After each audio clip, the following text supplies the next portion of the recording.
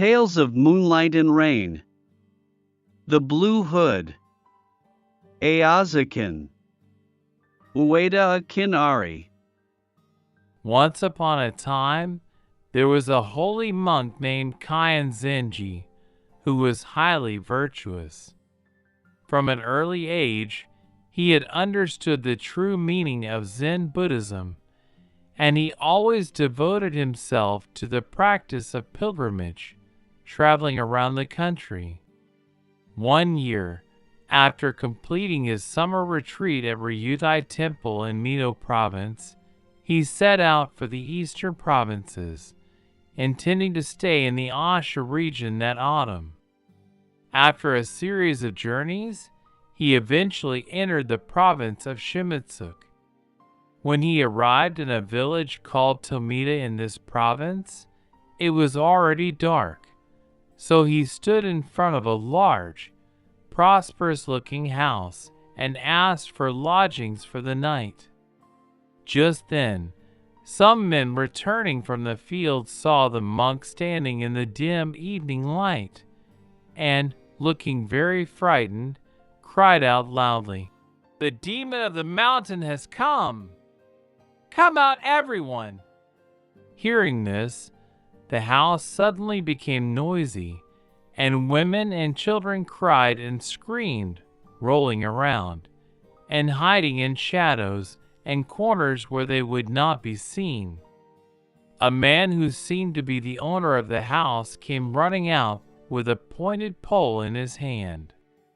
Looking out into the dim light, he saw an old monk of about 50 years old standing there wearing a navy-dyed hood, ripped ink-dyed robes, and a bundle on his back.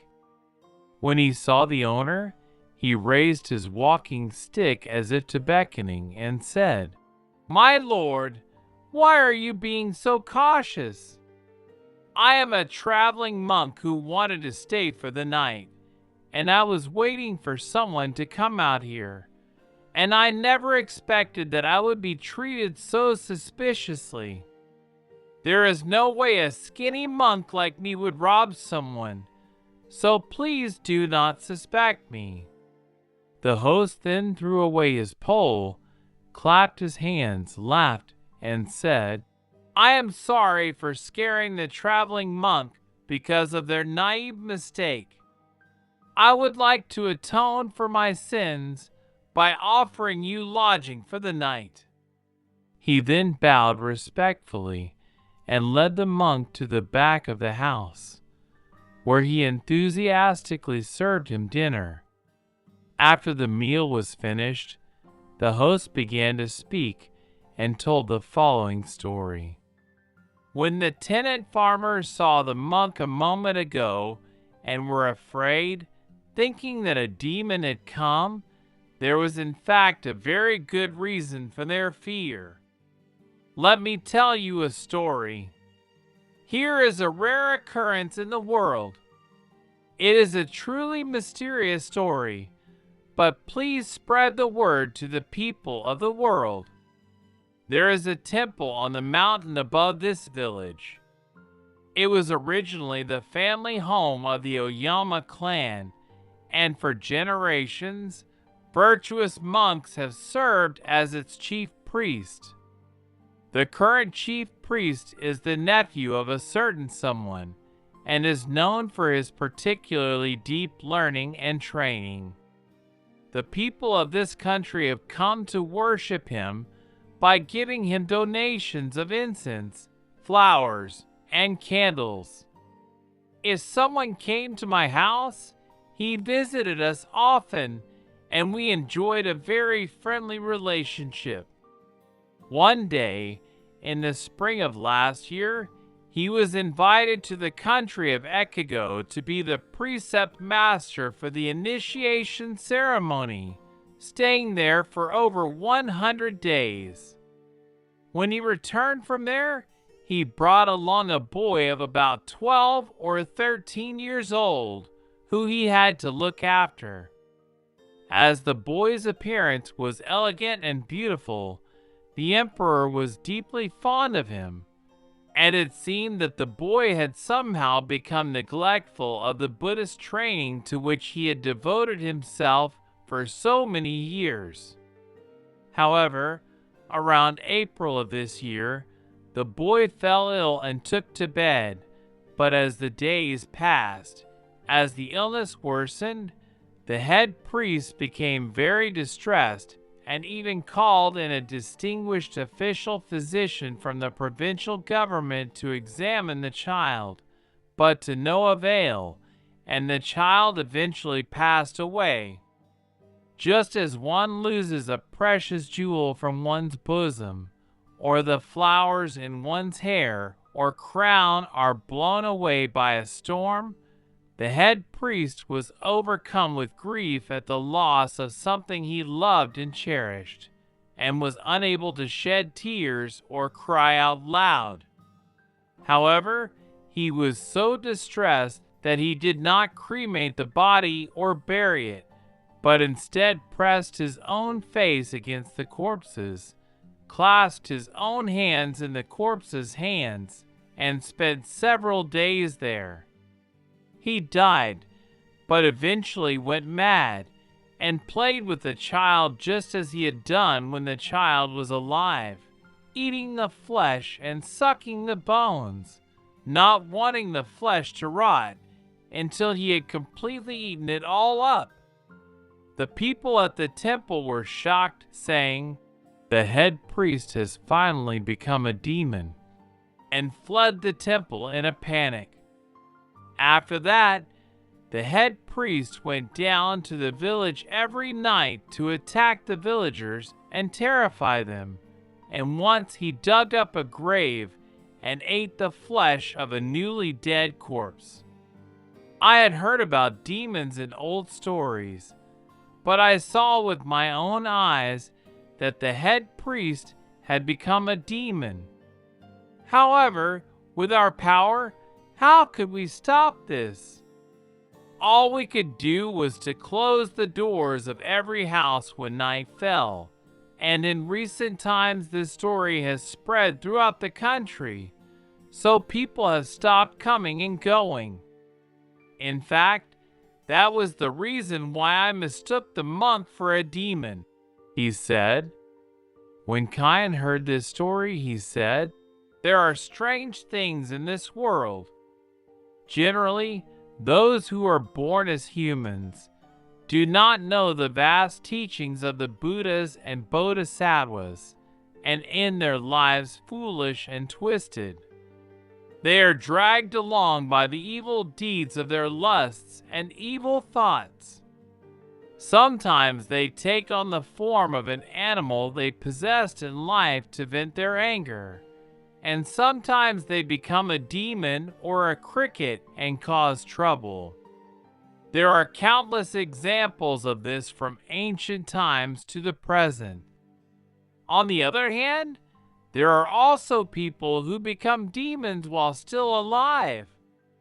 One court lady who served the king of Chu became a snake, Wang Gon's mother became a yiksha, and Gashing's wife became a moth. Also, long ago, a certain monk was traveling and staying overnight at the home of a low-class person. That night, it was raining and windy, and there was not even a light. He felt lonely and uneasy, and was unable to sleep. Late in the night, he heard the sound of sheep bleating, and a while later, he heard something sniffing around his body, as if checking whether the monk was asleep. Thinking that it was a suspicious creature, the monk picked up his Zen staff that he had kept by his pillow and used it to strike the monster with all his might, causing it to fall to the ground, crying out loud. Hearing this sound, the monkey old woman who owned the house came with a lit lamp, and when he shone it on the house, he saw a young woman lying there. Upon seeing her, the old woman cried and begged him to spare the woman's life. there was nothing he could do. He couldn't bring himself to kill her, so he left her alone and left the house. However, later on, the traveling monk had another business to take him through the village, where he found a large group of people gathered in the rice paddies, watching something. He stopped by again and asked, "What is it?" The villager replied, "We have captured the woman who had turned into a demon and are now burying her in the ground." That is to say. However, all of these cases concern women, and I have never heard of a man turning into such a thing. It is generally the twisted nature of women's thoughts and feelings that can turn them into such despicable demons. There was, of course, a man named Mashikubo, a vassal of Emperor Yan of Sui, who loved the flesh of children and would secretly kidnap children from the general public, steam them, and eat them. However, this was done out of a despicable, barbaric heart, and is different from what your master has just said. Even so, the fact that the monk turned into a demon while still alive was surely retribution for past karma. In the first place, the reason he was so dedicated to training and accumulating virtue was because he devoted his heart to serving the Buddha. If he had not kept the child close to him and cared for him, he would have become a fine monk, but it was a pity. Once he wandered into the maze of lust, burned by the fires of the incurable worldly desires, and turned into a demon. It was because of his strong-willed nature that would see it through to the end if he believed in something. This monk is a good example of the saying, "If you relax your mind, you become a demon, but if you tighten your mind and serve Buddha, you can become a Buddha." If I can teach and guide this demon and return him to his original good heart, it will be a way of repaying him for tonight's hospitality, Kayan said, determined to risk his life to educate the demon and relieve people of their suffering.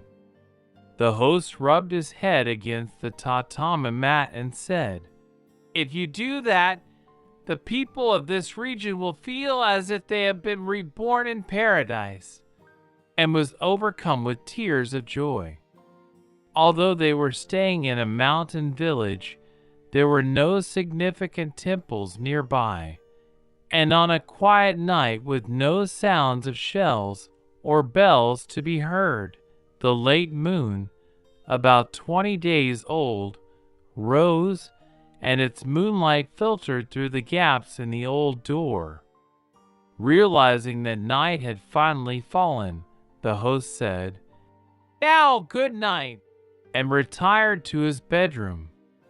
The night deepened, and it became a moonlit night. The moonlight was clear and bright, illuminating every corner. Just when it seemed to be near midnight, the master monk came out of his bedroom and began to search frantically for something. However, he seemed to be looking in vain and shouted loudly, "Where have you gone, damn monk? I'm sure you were here." He ran past the Zen master several times, but he never saw him again. He ran toward the main hall, then went down to the garden and danced around and around until he was so tired that he collapsed and could not get up. When the morning came, he looked around as if he had just woken up from his drunkenness. But when he saw the Zen master sitting in his original place, he just leaned against a pillar, speechless, sighed deeply, and remained silent. The Zen master approached and said, "Abbot Enju, What is it that troubles you? If you are hungry, you may eat my flesh and fill your stomach." The master monk replied, "Have you been there all night?" The Zen master replied, "I have not slept a wink since I came here." The master monk continued, "I have shamefully come to enjoy eating human flesh, but I have yet to taste the flesh of a high priest who is like a living Buddha. You are truly a Buddha. It is only natural that I cannot see a living Buddha before me, even if I try to do so with my blinded, beast-like eyes. What a shame." He then bowed his head and remained silent. The Zen master continued, "I heard from the villagers that once this man was overcome with lust, he quickly descended into the ranks of a beast. This is an exceptionally evil karma that can only be described as despicable or pitiful. Every night he goes out into the village to harm people, causing unbearable anxiety to the villagers nearby. When I heard this, I could not bring myself to abandon him, so I have come all the way here to teach him and help him return to his original good heart. Is he willing to listen to my teachings?" he asked. The master monk replied, "You are truly a living Buddha. Please teach me the reason why I can immediately forget the despicable evil deeds that I have fallen into." The Zen master said, "If you wish to hear my teachings, please come here," and had the monk sit on a flat stone in front of the veranda. He then took off the indigo-dyed hood he had been wearing and placed it on the monk's head. He then instructed the monk to recite 2 lines of the Shidoka song. A year passed quickly, and in early October the following winter, Zen Master Kain passed through the village of Tomita again on his way back from Ashu. He stopped by the house of the man who had let him stay the night the previous year, and asked about the condition of the mountain temple monk. The man welcomed Kain with open arms, saying, "Thanks to your great virtue, the demon never came down from the mountain again, and all the villagers feel as if they have been transformed into paradise. However, everyone is still afraid to go up the mountain, and not a single one has climbed it. Therefore, we do not know what has become of the demon, but how can he still be alive and safe? It is very hard to believe that he is still alive. While you are staying here tonight, could you please pray for the monk's repose and peace? Let's all pray together." The Zen master said, "If that man has attained salvation as a reward for his good deeds, then he should be considered my senior teacher on the path to enlightenment. If he is still alive, he is a disciple of mine. Either way, I must see what happens." And so he climbed the mountain again. As the master had said, there seemed to be no people passing by, and it was hard to believe that this was the same path he had walked last year. When he entered the temple, he saw that the reeds and thin silver grass were growing taller than a person, and the dew on the plants was falling like a drizzle. It was also difficult to tell where the grass-covered paths were within the temple, and the doors of the main hall and the sutra library had rotted and fallen, and the corridor that ran from the abbot's chamber to the kitchen was covered in moss, as the rain had soaked the rotten wood grain. Now, when we all looked around the veranda where the monk was sitting, we saw a man who was as thin as a shadow, with a beard and hair that was so disheveled that it was impossible to tell whether he was a monk or a layman. Among the tangled weeds and the thin silver grass that was lying all over the place, he was muttering in a voice as thin as a mosquito's buzzing, so that it was difficult to hear what he was saying. If you listen carefully, you can hear the words he was chanting in a broken voice. Kajitsura Shisufuku. Iasio Uniciozio. These were the 2 lines of the famous song of proof. The Zen master looked at the man intently, then picked up his Zen walking stick, shouted, "What have you done?" and shot the man in the head. Then, just as ice disappears in the morning sun, the man's figure vanished in an instant, and only the blue hood and bones were left behind on the grass. A truly long-held obsession had finally vanished. There must have been a noble Buddhist principle and lesson there.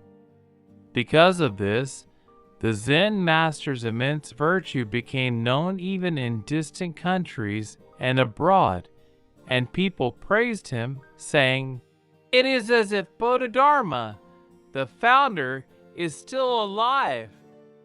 After that, the people of the village gathered together, purified the temple grounds, repaired it, and recommended that the Zen master live as the temple's chief priest. As a result, the villagers converted from Shingon Buddhism to a sacred Soto sect temple. The temple is still thriving today as Daichu Temple on Mt. Ohara.